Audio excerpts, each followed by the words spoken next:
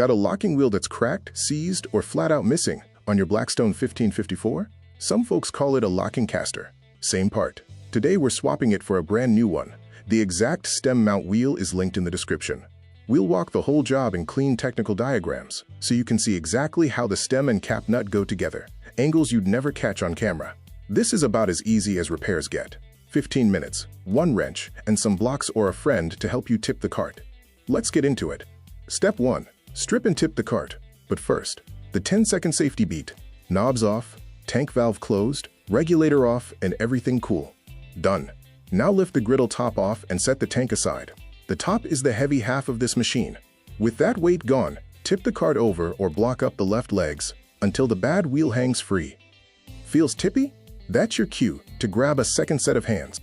Step 2. Pull the old wheel. Up under the leg plate there's a cap nut holding the wheel's threaded stem. Hold the wheel steady, put a wrench on the nut, and back it off. The old wheel drops right out. If corrosion is fighting you, hit the threads with penetrating oil and give it a minute to soak. Step 3. Seat the new wheel. Push the stem up through the hole in the leg plate. Start the cap nut by hand, then snug it with the wrench. You want the wheel square to the plate, snug, not gorilla tight, because it still has to swivel underneath. Set the cart back on its feet and flip the brake lever a couple of times to make sure it bites. Before you call it done, run the checks. Flip the brake.